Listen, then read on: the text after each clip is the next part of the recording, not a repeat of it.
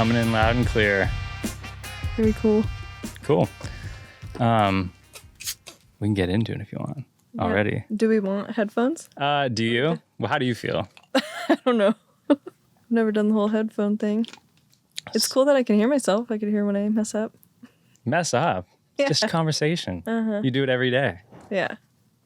Okay, cool. I think we're rolling. Kaela Carson. Mm-hmm. Thanks for coming on the van. Yeah, thanks for having me. Episode 40, I've been looking forward to this for a long time. I've been getting away from podcasts just because life and work have been so busy. And I came across your work. You're a phenomenal painter. And I came across your work because I'd interviewed Mark Maggiore. Right. And I think that's how I found your page. Yeah. Yeah. Yes. So I just love seeing, like, you know, that's my favorite thing about the podcast is that you can see who, like, resonate with certain episodes, who's listening. And, you know, I came across your page and saw your art. And I'm like, this is next level. I'm like, Thank you. Yeah. and then we talked and, you know, you like the outdoors, climbing. I wanted to talk about your inspiration into art. And you said you like talking about art. So here we are. Yeah. Ready to talk about art. Right. Welcome.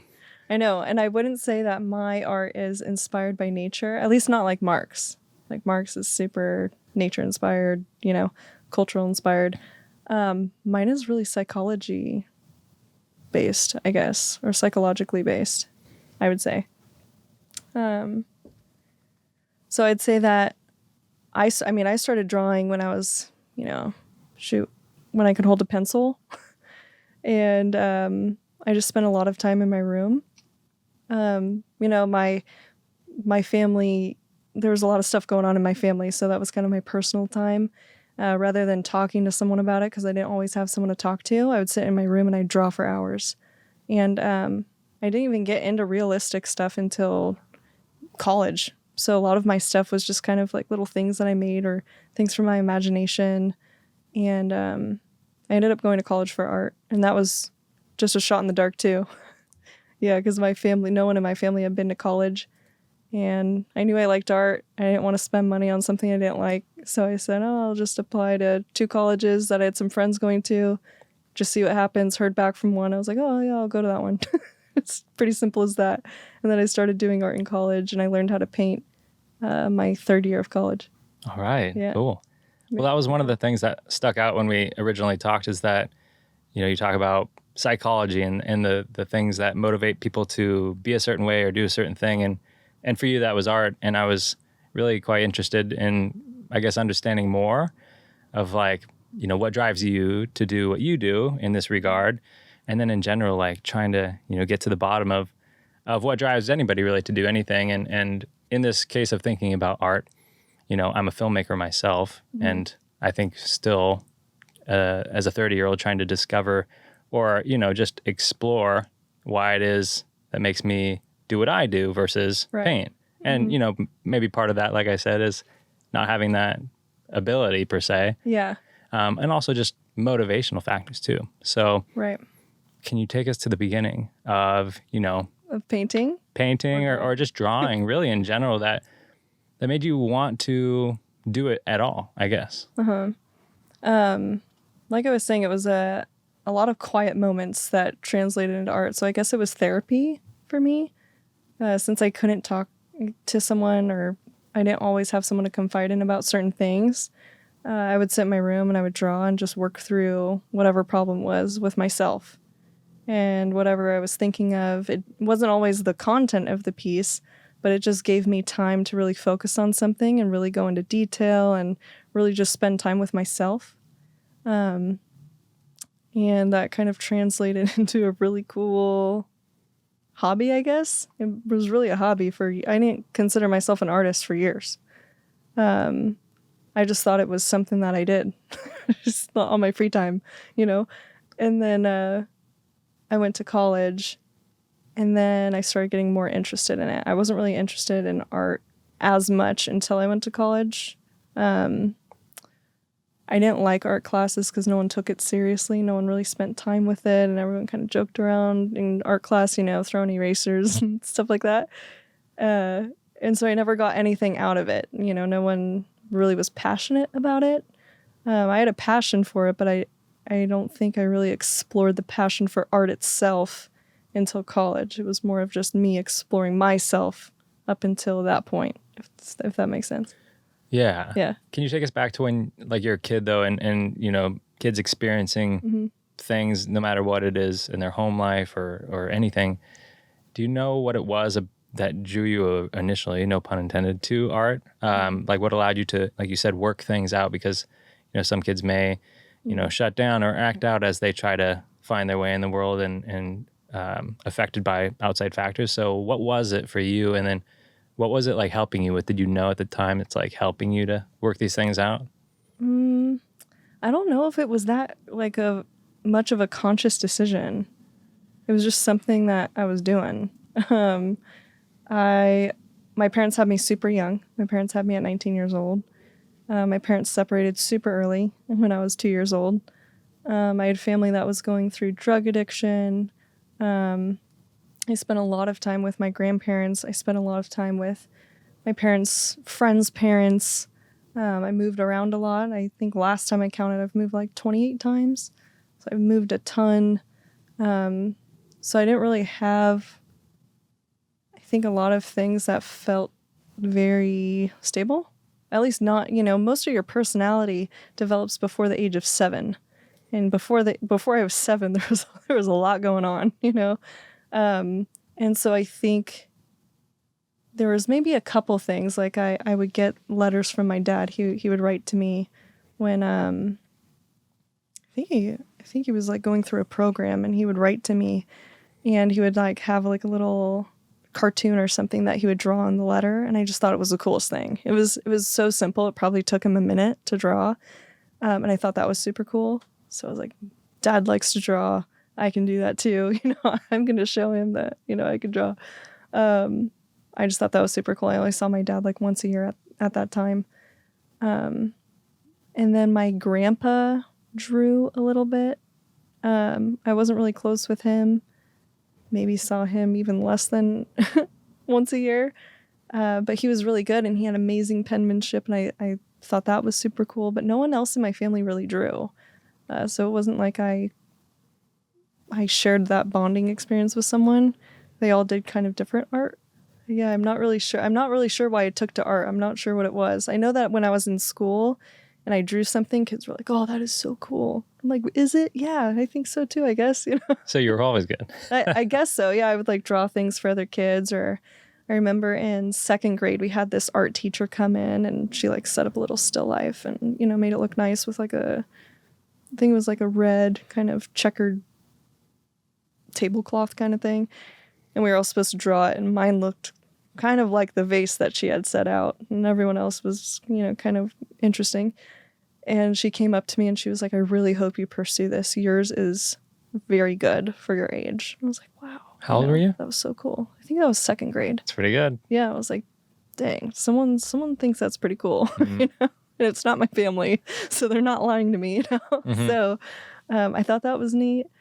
But yeah, I would draw for kids all the time, even all the way up through high school. I would draw something and someone would like it and I'd be like, "Oh, here," you know, or I'd throw it out. You know, it's either they take it or I throw it out or something. Yeah. I wasn't like a precious at that time. It was just something I did. It wasn't, you know, I wasn't making like artworks or anything like that. I mean, you're getting good feedback, right? Yeah. Yeah.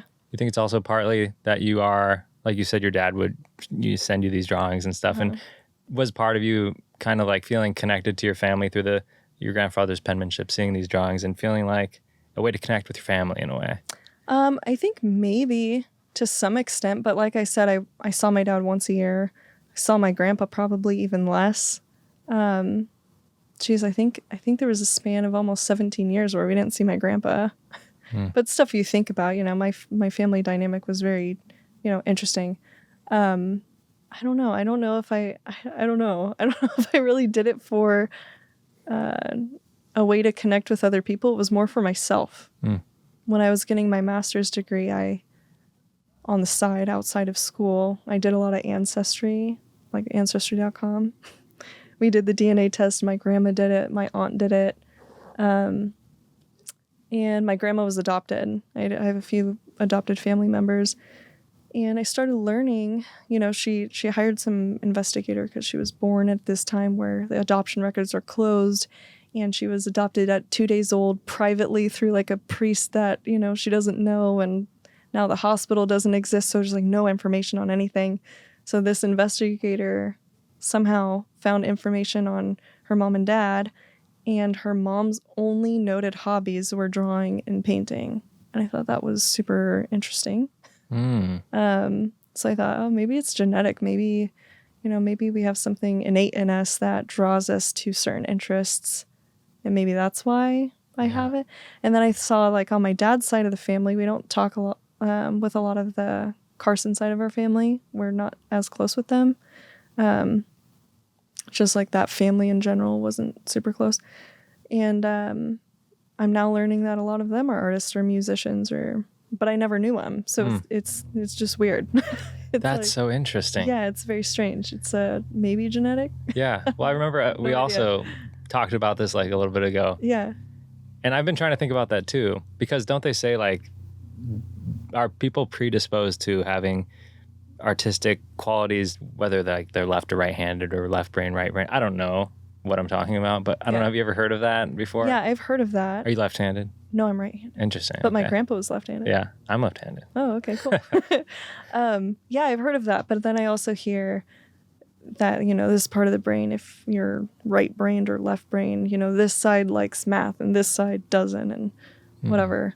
And I find myself really liking both sides. As far as, you know, whatever's written or whatever they're thinking. I really liked math and science growing up, and I never thought I would go into art for sure. Like, it was never even crossed my mind. Yeah. I always thought I'd do architecture or, you know, something with math. I really liked math, and or science. I really like science, but science and art are very similar. Are they? Yeah. Tell us. Okay. So the way I see it, at least, both of them are very rooted in observation. So both of them require a lot of observation. They both require experimentation. In both art and science, you're looking for a particular outcome. So you're like striving for a certain outcome. And maybe you reach an outcome and it's not what you desired, like you thought you would. And then you go back to the beginning, you observe again. And so it's like very much the same process in both science and art. There's just a different method of searching, I guess. Yeah. Well, one is subjective and one isn't, right? Because at the end of the day, like, there are scientific facts and things. And then we've also talked about people coming up with abstract art. Right. Oh, yeah. We can get all into that. Yeah. But I don't know if you're just talking about the actual, like, certain, I guess, points of them rather than the actual outcome. But I do see what you're saying, the correlation between the two. Yeah.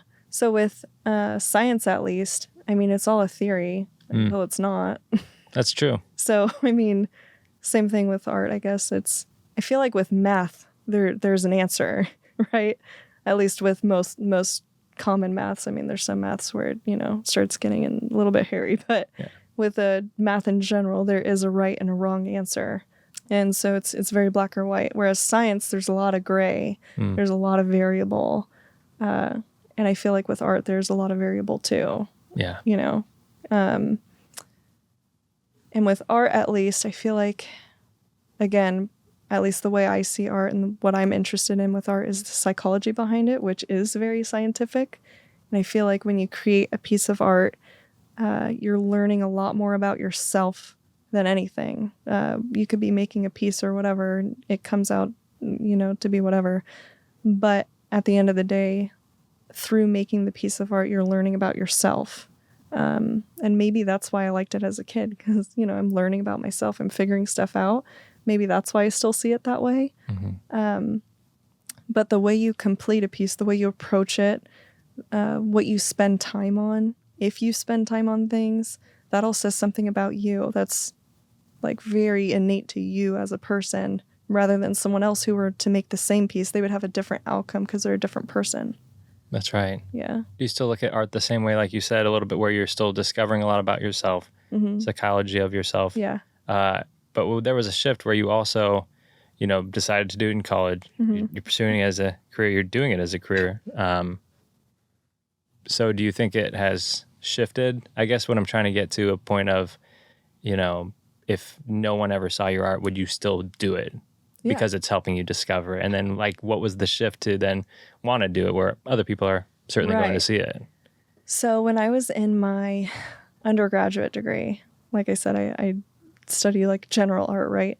So I did graphic design all the way through advanced. I did drawing through advanced. I did painting through advanced. I did jewelry making. So I was doing like small metalworks. I did illustration. I really like jewelry, but painting's already expensive, so we don't need to buy any more equipment. But yeah, I did illustration, and I really took to painting. And at this college, they had what was an honors course that you can take. And I had finished my advanced painting the first semester of my senior year. So I had one semester left. And this honors course sounded awesome, right? Basically, you could take this course and you can make any kind of work that you want. And you meet once a month with whoever else is in this honors course. And you guys can critique each other, whatever. And then you go back and you just keep making art. You just critique with this small group. And so I loved not being confined to whatever the teacher's project was. I liked the idea that I didn't have to paint, 100 still lifes or, have some kind of constraint on whatever it was I was making. So I wanted to apply. And the teacher said that it would be it's a really diverse course. They want a bunch of different people to apply for it. They want, a bunch of different artists so that when you go to critique, you have a bunch of different inputs and all these things. So I wrote out this essay. Basically, you have to apply with a essay. And I got a bunch of work together. I brought it to the room at this certain time that you have to meet, all these things. Set it out, waited the amount of time, and then they released this list of, 8 people probably that got into this course, and I wasn't on it. So it was not, I didn't make the cut. So I was super bummed, but all the people that made the cut were all contemporary artists or abstract artists to some degree. So I remember, because I was the only one doing representational art, the only one doing something that was remotely realistic in this, school. They didn't really teach realistic painting. And so I was thinking I had a really good shot because no one else is doing it. How diverse can you get? And then I didn't get in. And then another girl dropped out, and I thought, oh, maybe now will be my shot. And they didn't even consider me for that either. They just filled it with someone else that was contemporary. So I was like, okay, I have to talk to this lady because I need to get to the bottom of this. So I went and I talked with the art teacher. She happened to be my teacher too, the lady that ran the department for painting. And spoke with her about it and told her, I really wish you would have told me that it wasn't diverse. I wish you would have said, you only want contemporary and abstract artists. I wouldn't have wasted my time writing an essay, bringing all my stuff here, doing all these things if you wouldn't have considered me to begin with. And she told me that she doesn't think that representational or realistic art has a place in the art world, and that I would be better suited as a hobbyist painter if that's what I wanted to do with my life. And so I was like, okay. Jeez. Yeah, so I was super discouraged. I didn't do anything art related. I think that last semester, I don't think I did anything art related. Or maybe... Like that kind of I crushed your didn't do spirit a little bit? Yeah, and I went into mortgage. Oh my gosh. When I graduated, I ended up in mortgage. I did mortgage for like 3 years-ish, but I didn't really make anything in 3 years. And I doodled at work now and then, and I think someone at the office when I was doing mortgage stuff saw my drawing at my desk because I was doodling. I was taking calls and I was doodling at my desk. And he commissioned me to do a drawing of his sons for his wife. So I was like, cool. So, I did a drawing of his sons, and he thought it was super awesome. And then someone else saw it and they're like, oh yeah, I really like that. I want you to do one of my daughters. Cool. So I did one of the daughter. And so that was pretty cool. And I just really loved the response I got from people. Also, after the fact, after having that experience with my teacher and then seeing in the real world how people do respond to realistic work, I thought, I really do like art. Despite what she says, I really do enjoy this. And it seems like other people like that I do it too. So why not explore it a little bit more? And the illustration teacher I had in my undergraduate had told me before I left, if you ever do get into it, there's 2 schools that do realistic artwork. And it's Laguna College of Art and Design and the New York Academy of Art. And so if you do want to continue, I recommend you go to one of those schools. And so I chose to go to Laguna College of Art and Design, and I applied when I was working at the bank. And I got in, I got accepted, and that was it. I moved. I moved down to Laguna College of Art and Design, and I decided to do oil painting, which I had never done before. I decided to do realistic, like representational portraiture, which was never taught when I was in my undergraduate degree. So I had no clue what I was doing. I cried the entire first year. I went in and I just cried the entire time because I could not figure out how to get the outcome that I desired. And it was so frustrating to me. And then one day, because Laguna College of Art and Design sets you up with a mentor, so you work with a working artist in the area. And I was working with Natalia Fabia at the time. And I remember I was sitting in her studio and we were painting from life, I think. Or maybe she was painting from life. Maybe I was painting from a photo because I could not figure anything out. And I was painting and she looked over and she was like, "Why do you keep doing this?" I was like, "Doing what?" She's like, "Well, you put this color down, but why do you do that?" And she was like, "Is that what you're looking at here?" I said, "Well, in the photo, this looks more yellow, but I feel like that's from the photo itself. It's probably not there, and so I take it out." She's like, "But why are you taking it out? If you see it, you put it in." And then ever since then, everything made sense after that. Everything clicked. I don't know what kind of epiphany happened in my head, but, if you see it, then you put it in. And from there on out, I was able to paint people. It was the weirdest, it was the weirdest transition that in my mind during that time. And then my whole first year I cried. And then this weird epiphany thing happened. And then the last year of my MFA, I created my entire MFA body of work. So all the paintings were made in that amount of time. I feel like there's a lot more that goes into it, obviously. You have to know how to paint people, or, the arms are this way and such. And I wasn't really taught that in my undergraduate. You just knew? Or No, I had a drawing class. Okay. And so he was kind of into anatomy and all that kind of stuff, but not like Laguna College of Art and Design, because Laguna College of Art and Design it's structured around that knowledge. It's structured around that type of learning, whereas the school I went to wasn't. Mm-hmm. So it was very loose, make sure things look accurate to an extent. Yeah. But, as far as painting goes, she really liked the painting teacher I had, really liked contemporary stuff or abstract stuff. So if stuff was awry, if it wasn't correct, it didn't really matter because that wasn't where the interest was for her as a teacher. That art teacher lady, that's crazy though, that she was kind of like brutal in not even a constructive way. Like we talked about feedback before, which I want to get into, but like, I feel like even if it wasn't like the style that she was trying to use for the show, I don't know. Right. Either way, it's like, how do you, especially as a teacher, foster somebody's skills and talents, not in a way that absolutely just like shatters what they would have wanted to do with their life. Right. and even huge influence. Yeah. And not even that, but like, again, art is subjective and maybe something that she likes, or doesn't like is the opposite for anybody else. And, she can't say that it's like not good. Was she saying was it not good or just not for the She said that I don't have a clear understanding of the art world like she does. Oh, because she is more immersed in the art world and has been through it more recently. That's crazy. I just don't understand it. Okay. Yeah. Did you have anything fun to say back to that? No, I was crying. Yeah. I was like, that's so totally wild. Crying. And she's actually right over here. It's like Jerry Springer. Bring her in. Yeah. No, I was crying. And then she made a comment. I think I was wearing mascara that day. And she made a comment about my mascara and that I cry really nicely. What did she say? So I was crying, right? Because I have tears coming down my face because I was just so frustrated. I was just looking at her so I don't get angry. I just get really frustrated and like down. I don't get mad at people. I just get super frustrated. Like, come on. So as I'm crying, she like paused.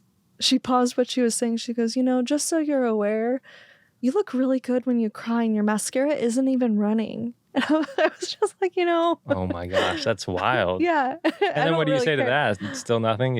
I think I laughed. That's a crazy situation. I was like, I have to go. Yeah. I need to leave right now. Yeah. It was super strange. It was a very weird moment.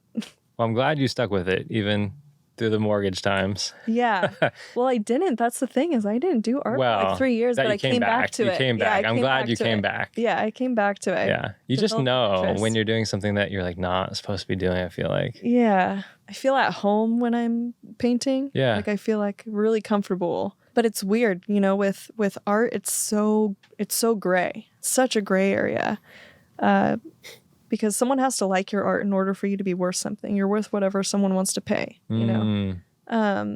Whereas with mortgage, I was good at mortgage and doing all that kind of stuff. I was great with talking to people. I was great with the numbers. I was, good with all that. And it's so structured, this happens and then this happens and you get here and this should happen. And then you get, very structured and laid out. And so that was very clear to me. And it was really easy for me to get to A to Z. Whereas with art, I don't know what the heck I'm doing. Sometimes I don't even know how to start a painting. Interesting. I'll put a painting up and I'll look at the reference I'm using because I do a lot of commissions, so I use a lot of references. I'll look at the reference. Man, where the heck do I start? I guess I'll start here, just. And you just autopilot? I'll just start. It happens? Yeah, I'll just You're start. A pro. I don't know about that. I think pros know a little bit more what they're doing. But, maybe I'll start with the face. Maybe I'll do a little bit of the face and then I'll do a little bit of the hand or I don't know. I just kind of start somewhere and it starts building out. And then if I don't like it, you just paint over it. Yeah. I have no method for the madness. I just know, man, if I start it, it will get there. I just have to start it. But like I said, it's not a really A to Z process. It's not like I know these people are going to love this and I'm going to make this and I'm going to make money. That's not how art works. It's, someone has to take an interest and you have to really foster that interest and figure out what it is that they like and build around that if you want to make it a business. And that's where I'm really bad. I'm awful at marketing. Yeah. Yeah. And like I said, I didn't even consider myself an artist for years. If you were to ask me, I'm like, oh yeah, I like painting. Or, I'd be talking to someone, oh yeah, I like painting. We'd talk about it for maybe 2 hours. I'm like, oh, well, could I see some of your stuff? And so I'll show them. They're like, oh my gosh, are you serious? You got to talk I'm about it. Yeah. I told you I like painting. They're like, yeah, but this isn't just like painting. Yes. You're really painting here. Yeah. Yeah, I guess so. So it took me a while to say, like, I'm decent at this. I'm pretty good at this. I could maybe do this. Right. Because I had no confidence in doing art, especially after talking to that teacher. I had no confidence in developing anything around art. Yeah. Yeah. That's sad that people can really crush people's spirit like that. But yeah. I'm on the side of the people who are like, yeah, this isn't just like painting. I want to show the camera, the people, this incredible print that you brought me. So this have my test print. This is amazing. And again, like people say, this isn't just like painting.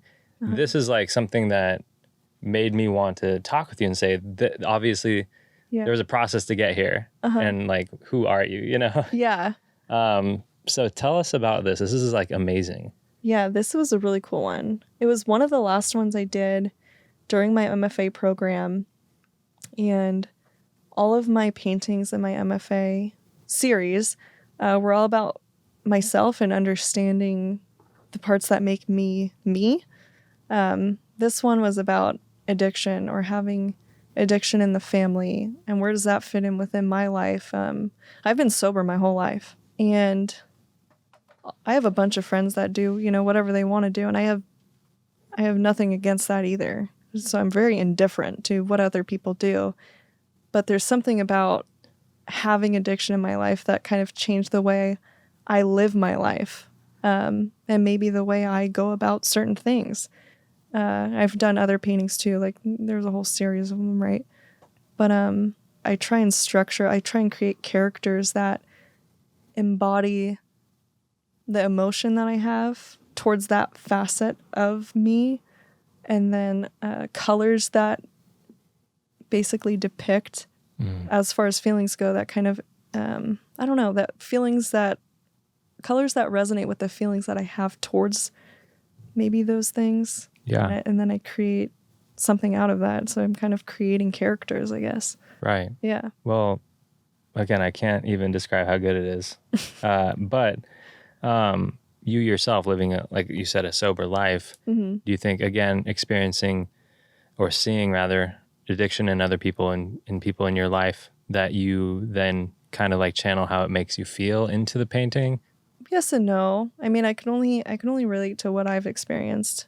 So what they're experiencing, it's still going to be through the filter of me. But yeah, it's really hard. Like people that I've grown up with and had a similar maybe scenario in their life where they knew someone who struggled with something. You kind of saw when someone goes through addiction, they become a shell of who they could be. You know, they're a shell of like they could be so much more, and they're kind of fighting with themselves. It's an internal battle. And it's a very passionate battle. There's a lot of love there too, because you know, those people they really care about what they're doing, but they don't know how to direct it. I feel like, you know, there's like a disconnect, and they're struggling with that, you know.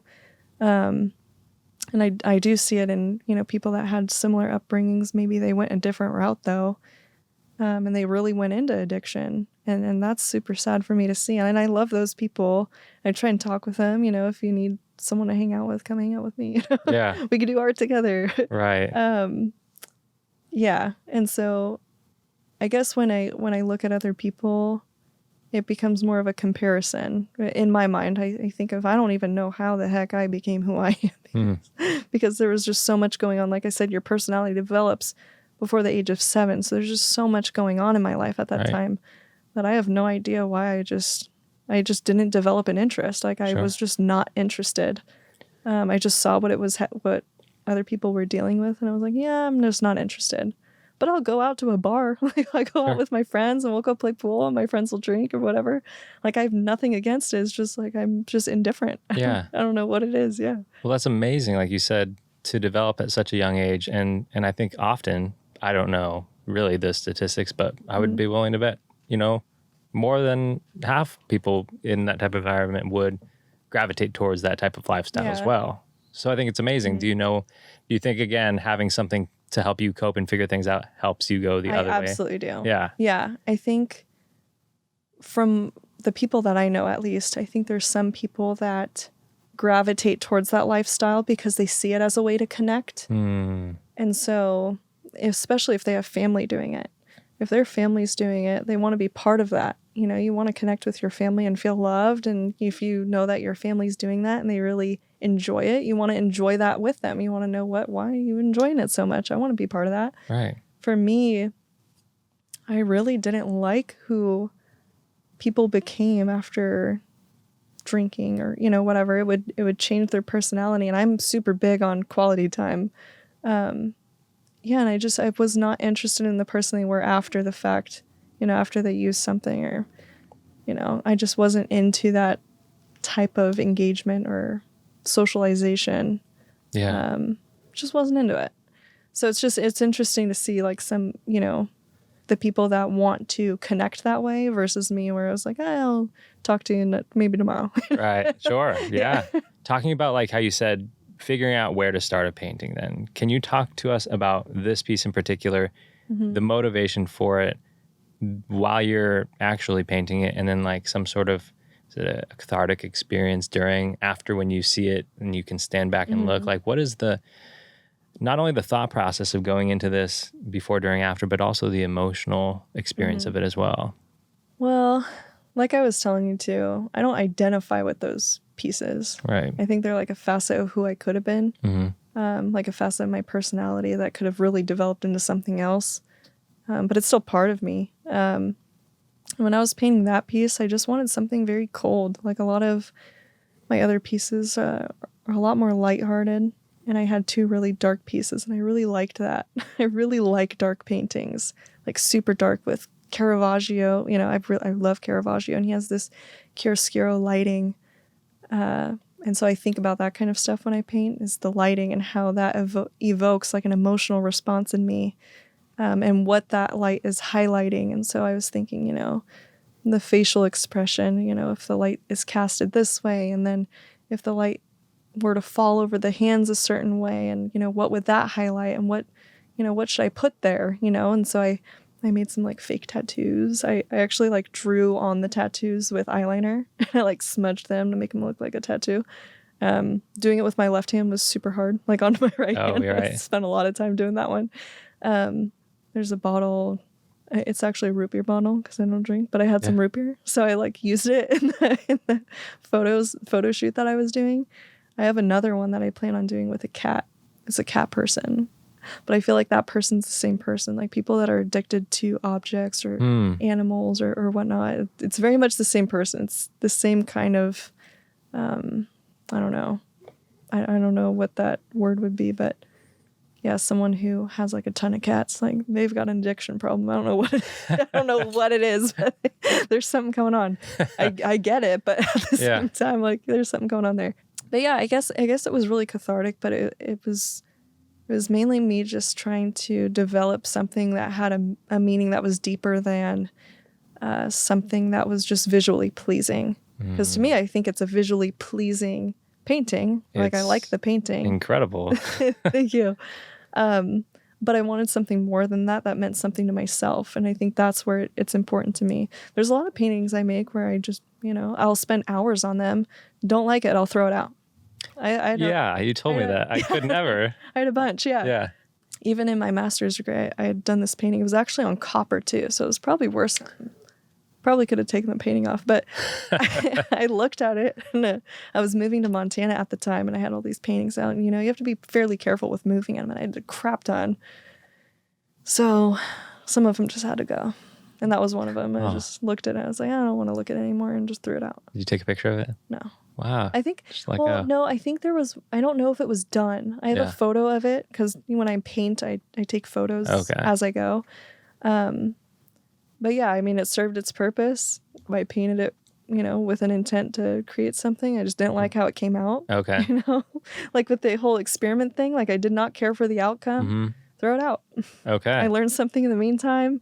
And it's funny because one of my closest friends, her name's Alicia.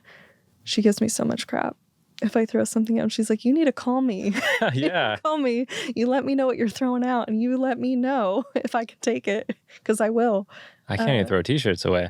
I'm too sentimental. I'm like, that half marathon shirt from 10 years ago. Yeah. I'll want to remember it one day. Yeah, it's so funny how people we hold on to these things. And it's funny, too, when you paint, or at least when I was learning how to paint, I had a couple mentors before I was with Natalia. And one of them, his name's Kenny Harris. And Kenny, he would say, when you paint, sometimes part of the painting is going really well. You love that part.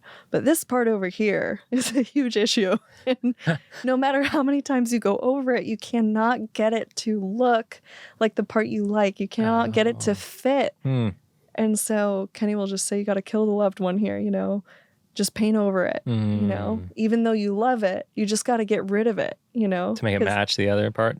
Not to make it match, but so that you stop using that as a comparison for this side. You just gotta get over it, And so being so precious with painting all the time is maybe not the best thing, because at the end of the day, it's just paint. It's literally just paint on a board. It's not anything else. And so if the goal is to, get somewhere, you really have to figure out how to get there. And maybe it's letting go of this piece that you really like. So there's times where I've just painted over an entire painting. I'll just restart. I'll just make it black. When you're painting, if there's something you really like and part that you don't, sometimes you just got to get rid of it. So I really forced myself to kind of break that preciousness of painting. And I think it turned out well. This? Yeah. To say the least. Yeah. Oh my gosh, this is amazing. I'll put an image on the screen too so people can really see this. Yeah. I'll have to send you the image so you could. Oh yeah, I'd love to see the comparison. Yeah. Yeah, it's very hard to photograph a dark painting. Or paintings in general, especially when you have glare on it or you have a varnish. Like the photograph of you, right? Is what you're talking about? No, the painting itself. The original. Yeah, you have to take a photo of it to print, and if it's black, Gotcha. Black is just super, Yeah. super reflective. I also wanted to see the original Yeah. photo. Uh-huh. The Yeah, I can send that. That Yeah. would be cool to see too. Yeah. Do you ever do that? Like post the like reference photo and then the final painting? Not so much. Yeah. Because some people see the painting and they'll compare it to the photo. Oh, well, you don't have to show me then. Well, like, no, I'll show you. I'm not precious about that either. But as far as like painting and photography goes, I feel like a painting is so much more realistic. And I kind of told you about this too. Whereas with a painting, it's like a collaboration almost. You have your subject, but beyond that, I am imposing onto my subject all of these different things that I bring to the table, all of these different feelings, all of these, whatever it is. And so what you get at the end is something that is truer than just a photograph, because now you have something that maybe evokes an emotional response that I'm showing you that I saw. So when I connected with this subject, this is how I felt, and that's what I'm showing you. Right. So you're getting something more than what you would with a photograph. With a photograph, you're maybe capturing it. You can maybe capture something that you think evokes something in someone else, but other than that, you're pushing a button. And photographers, don't hate me. But what's there is there. It's very mechanical, and it also there's lens flares, and the image is whatever.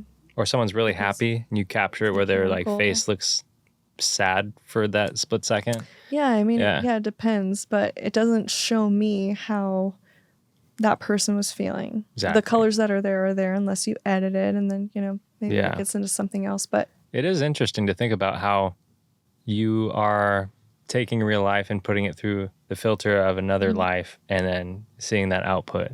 Right. Because even as a filmmaker myself, if I create a video about something, even at work, like we can get all into that, but I don't want to. This isn't about me, but because I work in a cubicle, but basically I work for the Office of Communications for a government agency. So it's like video. It's like not like super artistic. You're still taking, an event, or you're still taking a topic, and then it's filtered through me, and then I edit that together. But then, of course, with that, there's all sorts of manipulation with music and all sorts of editing techniques. Right. So it's interesting. I love that analogy, though, or not analogy, but really you do get extra like human touch when it goes through someone else. And you can really, I think, bring more authenticity to it. Because like I said, too, if you take a photograph of, someone who's having a really happy day and then they like blink weird or they look away. Yeah. Like, that is someone who doesn't know that person or the event or anything may think that it's not positive, but you can like bring a certain level of authenticity to it. Yeah, exactly. Yeah. I feel like with paintings where I actually have a connection with the subject, or like maybe the person commissioning it or something, it turns out different than if I don't. Yeah. Which is interesting too. Yeah.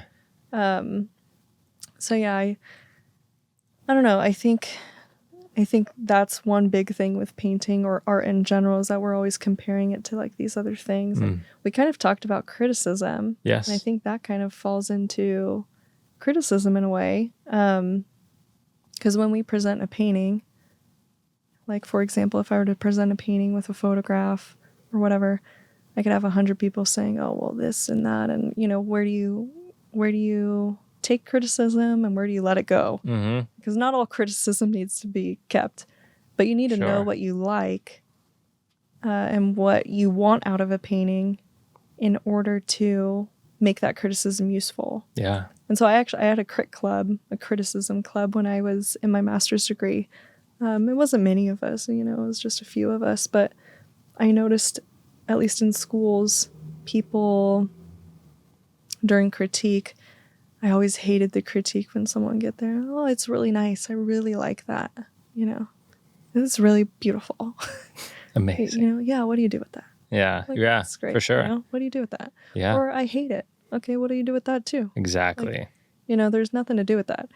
And a lot of that comes down to people not wanting to hurt others' feelings, because criticism has become like such a a touchy topic. Like a personal attack. Yeah. Yeah. Especially with art, someone is making this piece of art, and it's an extension of themselves, because they're the ones who made it. They're the one who thought of it. They're the one who all these things. And so when you say something about it you don't like, it feels like, oh, well, that's all me. So they don't like what I think, or they don't like what I did, or says something about me.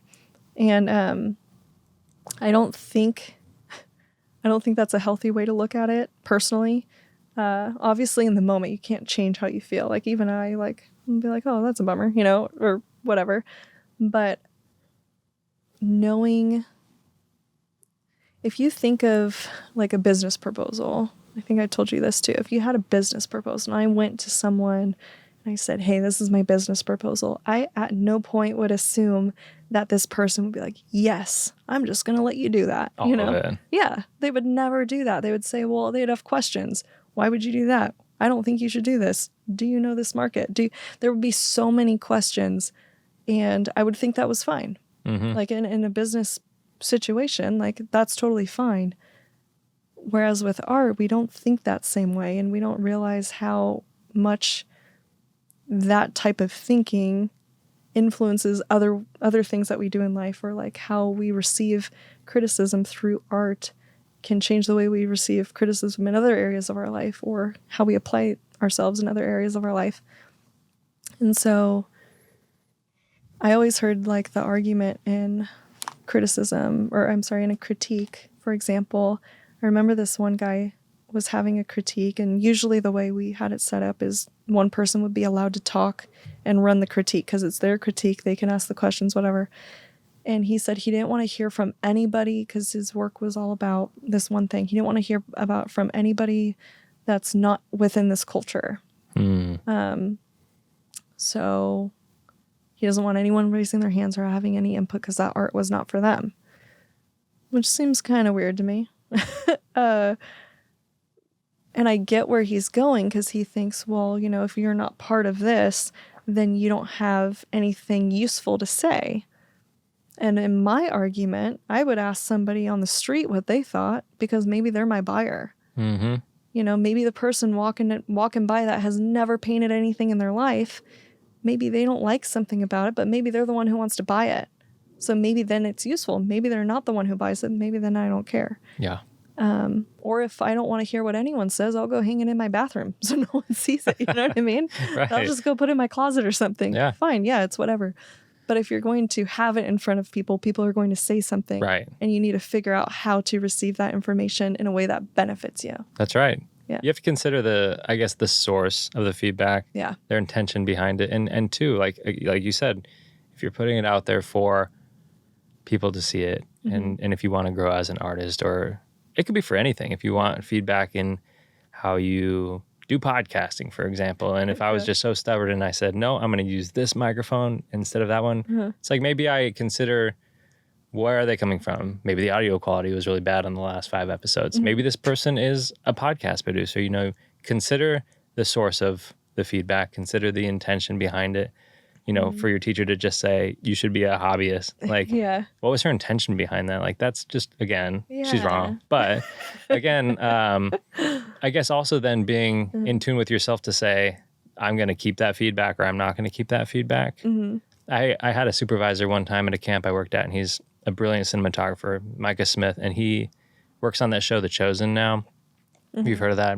But one of the things he told me one time was like, you shouldn't use any like cross dissolves like between shots on a video. And I'm like, but if you're using like a violin song and it's just like, it works perfect, you dissolve into something. And then he showed it to me, like if you utilize the music to just use like a simple cut between them, like using the music instead of like a dissolve. And, I had to look at, okay, this person obviously has like industry, experience. And he could also show me like how it would work better. That's an example of me then taking that feedback and then applying it, and then also seeing, I think this is a lot stronger. And I was willing to, put aside like what I had always done to see, okay, this is actually better now. And of course rules can be broken, and I use it sometimes, sparingly, but if you can consider the source, and then apply it, as needed for yourself. I think there's something to be said about that too. Yeah.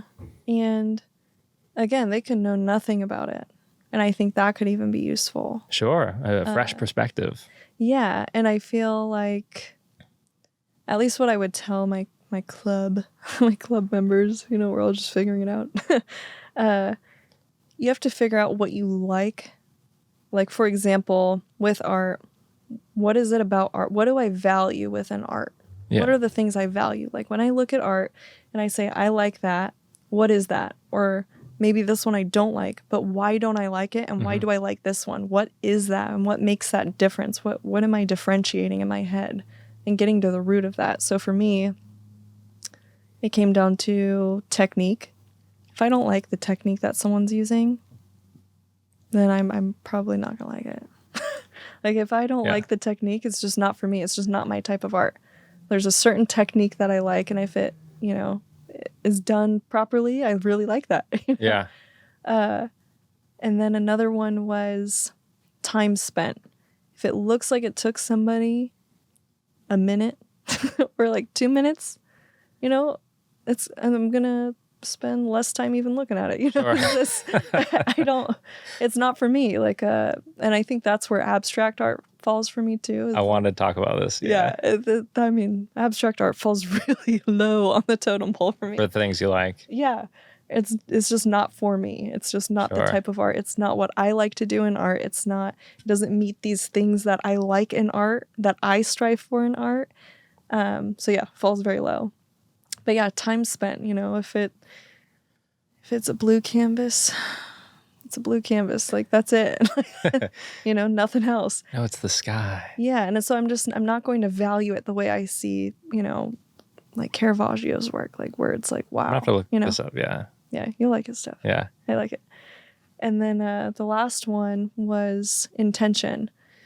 So like if I'm looking at that blue canvas and they're telling me that it has to do with global warming or, hungry kids across the world or, something. And I'm looking at this blue canvas and I did not get that before you told me. Mm-hmm. Like your intention is not coming across in what I'm seeing. Sure. Then it's not for me. Yeah. So yeah, it's like super falling short. Okay. So yeah, as far as feedback goes, when you're getting criticism, if someone's giving you criticism and like, let's say they looked at this painting, they're like, I really don't like how your hand isn't doing this, or, I don't like that the foot is doing this or moving this way, or, whatever. Mm-hmm. I don't like that your face doesn't look happy enough, or, whatever it is. Maybe my intention was not even about the hand. Maybe it had nothing to do with the hand or the gesture, or, whatever she was saying, or this person, he or she. And so rather than being stuck on the fact that she doesn't like this hand that's in the photo or the drawing or whatever it is, I can say, okay, well, my intention didn't come across. So rather than being bent out of shape about what she said, I have to say, okay, well, that's an intention issue. It's not a hand issue. Mm. The issue is that my intention didn't come across. So how do I change it to align with the intention that I want to come across? Sure. So knowing what they're saying and really listening to it and being objective enough to say, okay, well, that's what the issue is that she's saying, but that's not even what I wanted people to see. How do I go about approaching that? Or maybe they say, I just hate, women in this lighting. Any painting I see that's lit like that with a woman, I hate. I'm like, okay, well, that's awesome. Yeah. I'll put that in my back pocket. Just, they're not going to buy it. And so I'm totally fine with that critique. The blue canvas person says that to you too, though. Right, yeah. Well, I don't care. Well, I guess, I don't know. Yeah. What do you say to that, though? When people are like, you just don't get it. Yeah. And for me, it's fine. Yeah. I think there's so many people that aren't okay with disagreeing anymore. That's true. It's like a really big issue today. That's a great point. And I'm totally fine with disagreeing. Mm-hmm. I disagree with people all the time. Yeah. It's fine. Yeah. Like there's 7 billion people on Earth and we're not all going to see the same things the same way. Yes. And I'm okay with that. Mm-hmm. And so hearing what they say, you know, maybe they don't like it, and that's cool. Mm-hmm. Yeah. Yeah. Abstract art was one of the things that before talking with you, I was like, well, I'm not nervous talking about abstract art because, again, I'm with you. I'm like, I don't get it. Like, Yeah, it's just, whatever. it's not my thing. Yeah. Yeah. And for people to say like, no, you just got to like look at it this way, or I'm not that person. Again, it just doesn't resonate with me. But I thought, again, myself not being a painter, I consider, took a bit of time for myself to consider myself an artist in a way, because I'm like, I'm not doing painting, I'm doing like video. And then, it just seemed really different because I value like art by like people who are really philosophically like thinking about things. And not that I don't, but just, it really seemed like just like this higher standard of thinking, I guess. And I'm like, oh, if I ever told like, even if for somebody who does, incredible things where, this is, again, I can't describe how amazing that is. But even though I know you do stuff like this, I would feel like bad saying like abstract art, not for me. Because I thought you'd be like, no, you just like don't get it, Yeah. I thought all painters or artists would be like, no, all art, all abstract, everything is and beautiful. That's where it comes to like the criticism thing, like the whole critiquing world of, art criticism. Like people get super sensitive about disagreement. And I think for me, I think that's fine. Like, let's figure out where we fall into place, because maybe you're just not in my bubble. Yeah. And that's totally cool. You know? So yeah, I don't know. With abstract, I think I told you this story. With abstract art, I was in this art criticism class, and the teacher, his name is John Seed. He's an art critic, and he had us all meet at this show. We were in LA, and there was a lot of contemporary art and abstract art. And one of the pieces, it was like a whole bunch of just massive squares of canvas. Not even a perfect square, just kind of like cut in weird ways, and then sewn together. Not even sewn well, but like put together. And then it looked like someone just took like maybe a house roller, like one of those paint rollers, and just tried to paint it blue, but it wasn't completely even. And they just said, oh yeah, whatever. It's art. Yeah. They're like, yeah, that's good. And then they hung it. So I remember standing in front of it thinking, oh God, I hate this. I was looking at it. I was thinking, yeah, this is not my thing. And John Seed walks up, who's to my left, and now he's staring at it too. And I asked, what do you think? He's like, well, I like this and I like that, and, I think this is cool. And so he's talking about it, and, I'm just nodding my head. He's like, well, what do you think? I said, well, I've been sitting here for 10 minutes now, and I just don't like it. I think I hate it. He started laughing. And I said, I've been trying to figure out the why I don't like it. Because like I said, if you can figure out the why don't I like something, or why do I like something, that tells you so much about yourself. And again, it doesn't, I don't care for the technique that they used. Like whatever was going on, it just didn't seem like something that I value. And then with like the time spent, like, it's just I don't know. And then, the last thing, the intention, like, what am I looking at? So I told this to him, and I said, I'm sitting here thinking all these things, and everything that I'm thinking is just telling me more about me. Like everything that I'm not liking about it is just getting pushed back to me because it has nothing to offer. So I'm sitting here looking at this blank blue strung up whatever it is, and it's not telling me anything. So everything that it's telling me is what I'm bringing to the table. Everything that I'm getting from it is something that I'm bringing to it, because it has nothing to offer. It is literally a flat, kind of patchy blue color, and that's it. So I told him I find it very informative in terms of what I'm learning from it about myself, but it's not telling me that. Sure. It served a purpose. Yeah, it's serving a purpose in the fact that I don't like it so much that I've sat here for 10 minutes figuring out what it is about this that has it hanging in a wall in LA. Like, I just could not. So, but it's interesting. And I also told you the whole abstract movement was pushed by the government. And so it was like, oh yeah. Yeah. Yeah. And so I can't remember. Can you remind me what we were talking about? Yeah. So I want to say it was during the Cold War. And I learned this in my MFA, right? Because after so long, the government releases documents and you can start talking about things and, all these things. Aliens, are they real? Yeah, right. Okay. It's going to be in, That's your answer? They are? Yeah, they brought the abstract art, we're going to find that out later or something. I don't know. Who knows? But so with abstract art during the Cold War, they wanted to change the way people were thinking. And so the government or CIA pushed to have this abstract movement within the salons or the galleries or whatever, and people didn't take to it very well. Like, people were not responding well to abstract art. They didn't care for it because that's not what people knew. It's not what they learned. There was a whole academy of how to go about a painting and all these things, and so they looked at it and they're like, no, I don't know about that. And so the CIA had these artists that people really did like, that they saw that people were drawn to, and then they had those people start making abstract art. Anybody like recognizable names? I mean, there is. I mean, if you were to look at it, I don't know if Rothko was one of them. And this is like all noted now. They said we want to change how people think.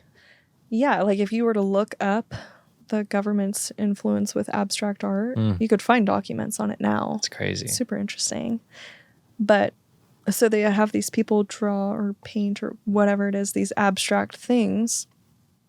And then, the general population said, oh, so-and-so is painting this. So maybe I do like it. Maybe I like that. And so then people started really getting into abstract and contemporary art. And the government was thinking, we want people to think that they are free, just like the way that they think. Like, they have a freedom to think and make things the way they want to make things. It doesn't have to be like the academy. And so it was this movement, because with the Cold War, everyone's always afraid what's going to happen. And so everyone was like just fearful day to day, not knowing what's going to happen. So this was a way of kind of breaking this way of thinking, Yeah. Very, very weird. Very interesting. It is so interesting. Yeah. If you want to get like really conspiratorial, what do you think the government is doing today to alter the way we think? Do you want that on your podcast? Of course. Yeah, let's hear it. You have a theory? I don't know if I have a theory. I think or are they doing anything? Oh, something's going on. Okay. Maybe the aliens are a distraction from something else. Maybe. So, who knows? I was going to ask you two things, three things, maybe two. Okay. First, I already know the answer, but I'm trying to segue into something else. Do you listen to music or anything when you paint and or eat while you paint? I love listening to audiobooks when I paint. Sometimes I'll do music, sometimes I'll do a podcast, but audiobooks are my go-to. I would listen to when I was doing my last semester of my MFA, I listened to all 7 Harry Potter books twice over. Oh, wow. Yeah, twice over. And then I was thinking, okay, well, I should probably find something else. So I listened to like another couple books. And then I thought, okay, now I got to go back to Harry Potter. And then I listened to Half-Blood Prince all over again because I love that book. And my second question was about food, mostly because for people who don't know, nobody knows. We're going climbing after this. Yeah. But we should probably pre-fuel before we go climbing. Right. And this snack that you told me about, is this something that you eat? Every day. I was going to ask while you paint, but it's every day. It's every day. It's every day. I don't even eat while I paint. Okay. I usually have gloves on. You might like accidentally take a bite of your paintbrush, then fork. No. I know some people that drink while they paint, like if they have coffee. And they have put some paintbrushes in the coffee on accident, so that's not super safe. Yeah. But I use like a lot of cadmium and lead in the paints that I have. Okay. So I try and do that separate. That's good. Yeah. That's smart. But yeah, I'm not a huge snacker. So like when you ask like, oh, what snack do you, I don't really snack, but I really like dates. Tell us what we're having today. Chef Kaela. Yeah, right. I really like this. I'll get it while you're This is explaining so this. funny. Okay. I think it's so funny because I went camping with some friends recently and I had brought this and everyone judges it. My friend Alicia had served it to me and now I have it as a snack all the time. And everyone judges it because it's dates, but you can't hate on it until you try it. So do you have a name for this snack? This I treat? don't. How do you, okay, can you show me how we do this? Not to make you work while you've already given us all this great insight, but I've never done this before. Okay. I'm going to move this, I think. I used to do a podcast with my friend Max back in like 2016 or so. Yeah. Because him and I would always like eat snacks at the office. We were both doing video at this camp in Santa Cruz. And we were always just like goofing off, buying snacks and stuff. Yeah. And we'd be like, what snack are we going to eat at the office today? So we started a podcast. His name was Max, and we called it Nick and Max Snack Attack. And we would just pick a snack and we eat it. But the podcast really had no direction. We would just talk nonsensical. It's still available. I shouldn't have said that, but it really is like on iTunes or whatever, Nick and Max Snack Attack. And so this reminds me of that. He's going to be excited about eating snacks on this. He's going to be jealous. He was episode 1 of this podcast, actually. Oh, really? Yeah. And it wasn't a Snack Attack episode? It was not. No, it was the Vancast. Did you guys bring it up, though? I think we did. Yeah. So this podcast, I've been doing it now for 2 years now, since August of 2021. And you're episode 40, like I said. Yeah, that's crazy. This is fun. It's a journey in itself. It is. You know, like I said, the thing I love about doing a podcast is that you meet people that you wouldn't have otherwise. Of course, that can go for anything in life. It didn't have to be a podcast, but the fact that I just decided to do this thing just for the fun of it, and then you are eating dates in a parking lot of a climbing gym, 2 years later, I could have never guessed, Right. And who knows where I'm going to be doing one, 3 months from now. I know, right? So that's exciting to me. Yeah, life's a journey for sure. Yeah. I told you too, side note, I'm learning how to do. I'm going to tilt this for you. Yeah. Just so that people can hear the chef. Oh, no. The chef. Chef Kaela. Yeah. Chef girl. What were you telling me though? As far as because you're doing your whole van thing right now, I'm in an apprenticeship for tattooing. Yes. Yeah. Can you tell us about this? Yeah. Because you have no tattoos, right? I don't. And I thought everybody giving tattoos or working in a shop always had tattoos. okay, look at it. So this is what I'm saying. You think you're going to fit more than 2? No, I guess right. Yeah. Some of these are pretty. Those are big chocolate chips though. These ones are big.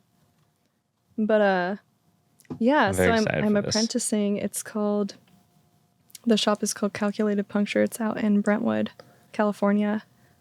And I'm apprenticing under, his name's Juarez. He runs the tattoo shop, and these people, they're awesome. I'm super excited to learn. I used to want to do tattooing when I was in my undergraduate. I thought, well, while I'm at school, it'd be so cool to make some money doing tattooing on the side. So I brought all of my artwork to some tattoo shops, and it went really bad. Like, really bad. Like they just didn't vibe with the art, or? The first shop I went to, the guy said he doesn't want a woman working in his shop, and that I'm more than welcome to clean the shop, but he will not have me tattooing there. I hope you had something good to say to that. I just said thank you. And okay. I just shut my little portfolio and I left. You're very nice, because that's a crazy thing to say to somebody. It's very, very interesting.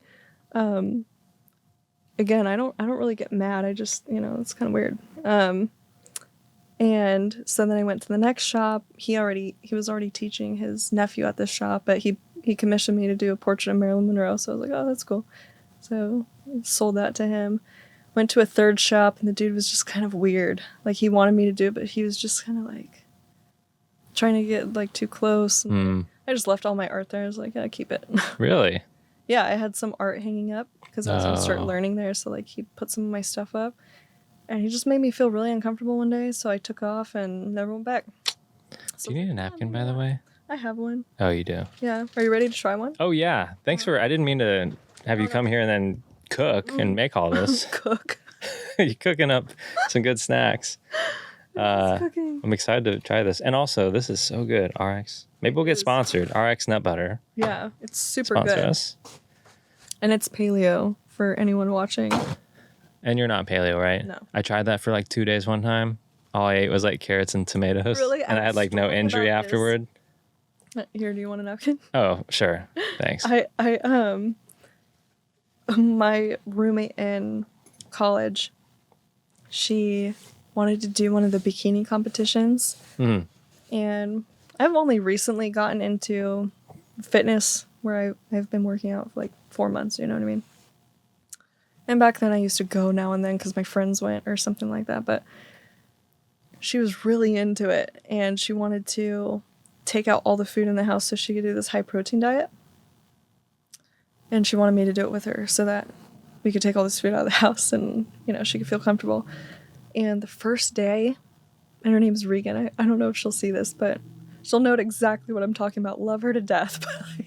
But the first day, like you wake up, you could have like a handful of almonds. And then like 2 hours later, you can have like a 4th cup of oats.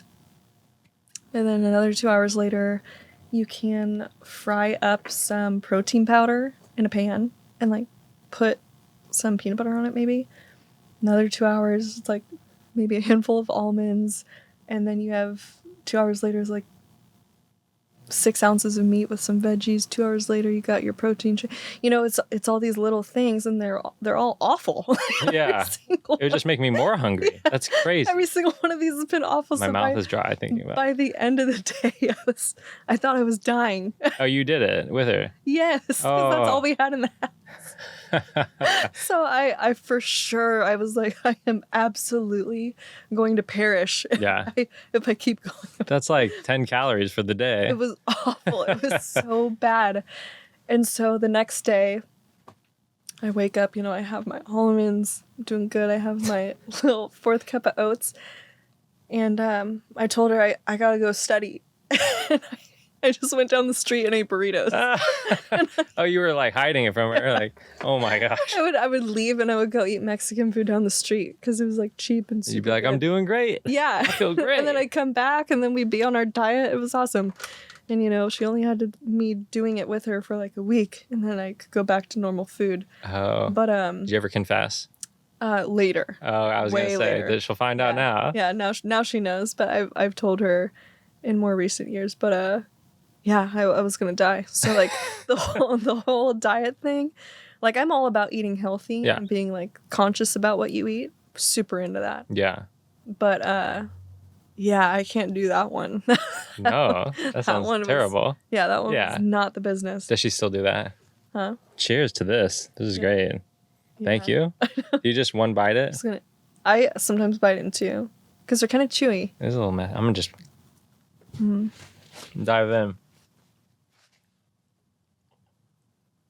Do you like it? Mm-hmm. Mm-hmm. Not gonna judge. I don't want to give ASMR. What?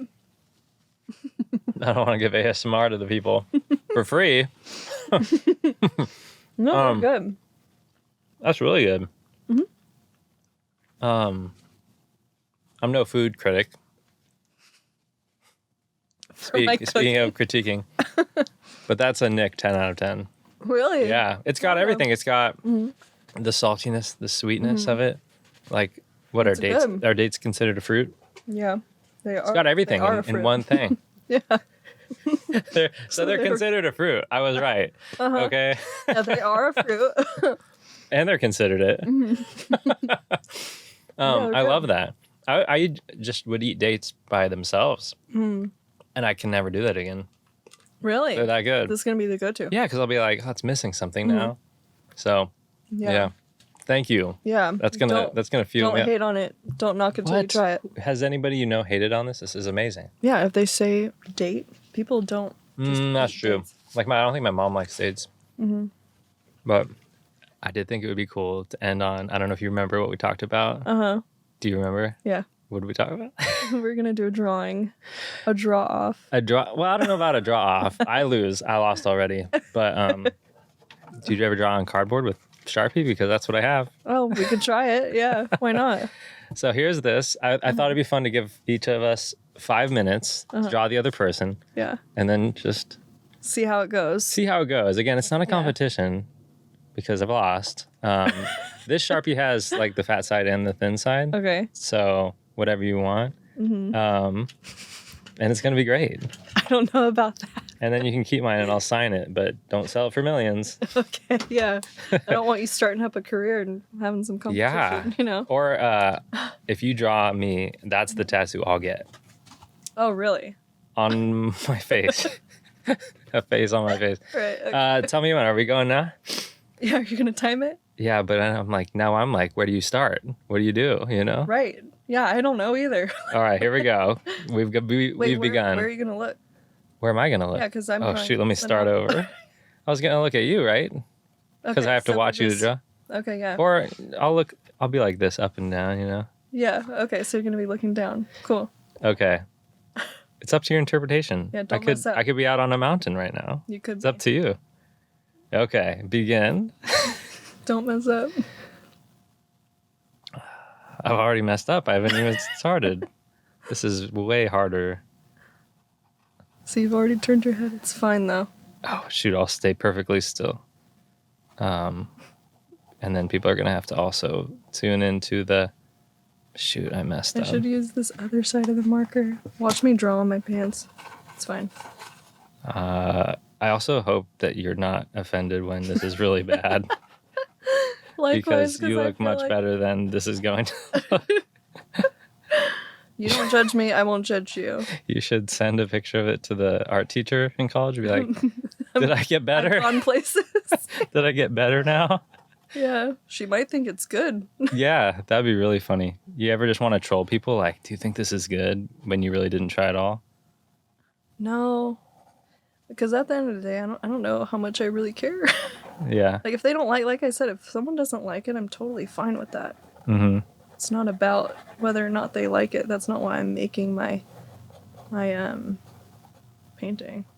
Well, the guy I was telling you about, Micah, my old supervisor, he said, he's like, why would you ever do art like that only you like? Like, don't you want to do it for other people too? I don't know how I felt about that. Like, why would I do? Like, if you were to paint something that you were just like painting in your room and no one was ever going to see it, and you knew no one was ever going to see it. Like, don't you want to do something that you know is going to resonate with others? Like, is there a reason to ever do art that only you like? Because, you know, it can bring you, like you said, you work through things, you can get peace from it, you can do a lot of different things. This is so bad, I'm sorry in advance. I'm like having a hard time talking and like thinking, okay, I have a time limit. Like, okay, we're only this is 2:30 through 2:45. I've already messed up like several times over, and yeah. I just really don't want you to see this at all now. It's also very hot in here. Now it's hotter. This looks so bad. I drew my mom one time like this. I was like on my iPad using like Procreate. Yeah. And I showed her, and she goes, Was she offended? Yes. She said, do not draw me again. It was so ugly. Not her, my drawing. Yeah, my sister drew my stepmom once because she was thinking about like drawing at one of the like church, like they have like these block party things, so she was gonna draw at this like church block party, and she was so serious about it. By the time she showed my stepmom, she was like, my stepmom was like, you are not hired. Well, especially if you think they like took a long time on it and you're like, that's what I look like. Yeah, all this time and this is what we got going. Like, yeah, who knows? But so funny. She was so serious. My sister was cracking up. I just want you to remember that you're in a good mood right now because you're not about to be. Yeah. I feel like we have a minute left. I feel like we could give ourselves an extra. Yeah, that's what when you said 1 minute, It's hot in here. the fact that We can do 10 if you want, if you're not in a rush. the fact that you said 1 minute, because this is exactly as hard as I thought it would be. You were very confident. I was like, there is no way we're doing 1 minute. I just want you to know that I don't actually think you have bags under your eyes like this drawing would suggest at all. Oh my gosh. I'm trying to draw your cheeks and it didn't look like cheeks. Whew. Yeah, I have kind of a strong jawline too. And it's stronger in this. This looks nothing like you. It's fine though. I'm still gonna like I said, display it. some art just gets thrown out, you know? Maybe this... I'm not gonna throw yours out. I'm excited about it. Okay. Yeah, some pieces just get thrown out and we just call it a day. And we're fine with that. How often are you drawing? Or painting, rather? Are you doing it every day? I haven't been doing it a lot recently because I've been at the tattoo shop kind of doing tattooing kind of stuff. Like drawing and preparing for that? Yeah, but I have a few friends that have hit me up about doing some commission stuff that I'm really excited about. Yeah? Yeah, so I have to... Like painting? Yeah, painting stuff. Okay, this looks so bad. But yeah, just like, yeah, painting some portraits of their family members or whatnot. I also have dog commission that I have to do. The one you painted of your nephews was amazing. Oh, I love that. I love that. Again, it's just incredible to me that, you know, because you posted a time lapse of that, didn't you? I did. And yeah. it's just crazy to me when you see, like, okay, there's shapes coming together, and then you watch the whole thing, and then suddenly it looks like so lifelike. Mm-hmm. You know, for me, it's like maybe I could get the bare outline, and then I'd make a bunch of wrong moves. Yeah, like, again, I don't know where to start most of the time. So, like, when it came out and started looking good, I'm like, yeah, I'm kind of stoked on this. Well, Mark showed me, he showed me a studio in LA, and there was like a huge canvas that he was like working on. He's like, I don't know if I want to finish it. Like he had, I don't know what he would call it, like an outline or something. There was kind of some colors on it. Mm-hmm. He's like, yeah, I don't know if I'll ever want to finish, but he's like, if you ever see me post it, like you'll see it in this stage too. It's actually the photo of him and I standing together, and it's like in the middle of it. Yeah. And I was like, this is crazy, because if you stopped right now, this is like better than anything I'll ever paint. So it's just funny, like how people, different standards of people. I mean, again, like I guess that's not my world, you know. Right. It's not. I had a whole conversation with people about someone recently about painters or, you know, any kind of hobby that you're good at and how people admire it. Because, I mean, it just takes so much time to get to that point, you know? Mm-hmm. And I feel like this younger generation, especially, like, people aren't bored anymore. So they don't spend enough time figuring out these kind of things that they like, that they enjoy doing.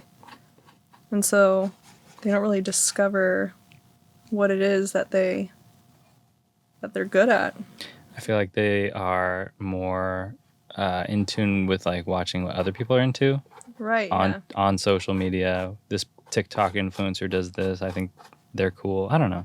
Yeah. You're right.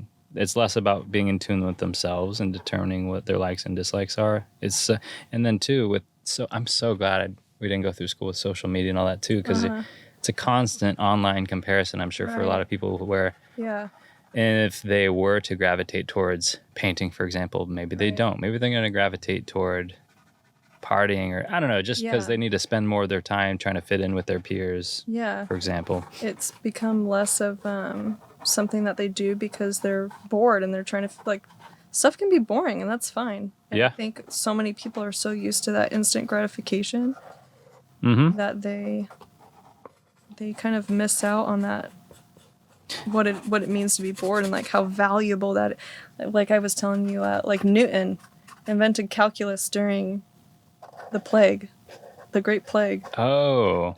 So do you know how bored you must be to invent like how passionate you must be about something to then invent calculus? Dear 5 Lord. seconds. Okay. No, you can. Yeah. No, this is good. It's not going to get better. So. It's the same with like the pandemic. A lot of people like use that time to get into hobbies. A lot of people wasted their time. But we're revealing to each other. All right, here we go. Oh my gosh, yours is amazing. That's crazy. That's so good. This kind of. And mine's so bad. I'm sorry. You should sign it. I should. If you want to keep it, it's yours. And if you Do you want to keep this? I do. Really? Yeah. I want to put it in a frame. Oh my gosh. Do you name your paintings too? I guess you named this one, right? Yeah. The ones that I care about, I'll name. I would name this. That's so amazing.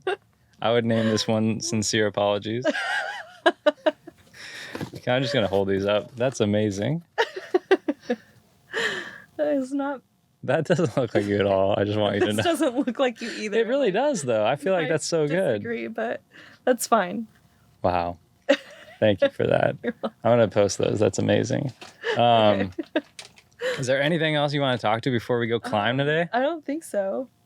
Thanks for everything. This has been Yeah. super inspiring. Again, you said you like talking about art. I do too, especially when you have like such a unique, I guess, perspective on why you do it rather than just like, it's fun. You know, like you can really talk to somebody like yourself who can kind of like explore, because it's obvious you've taken that time to really think about it before. So I think that's cool.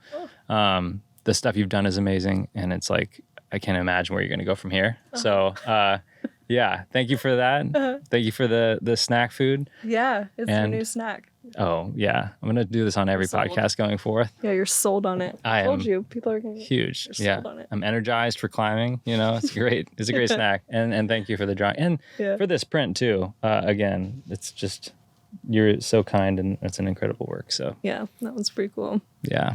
I'm glad you like it. I love it. Yeah. Anything else before we head out? No, I think we're good. It's getting really warm in here. Let's head out. Yeah. All right, Okay. cool. Thanks, Kaela. Yeah, thank you. Thanks for having me. Feel like I'm at the tippy top of my game, looking down at the rap. Confidence, come on now.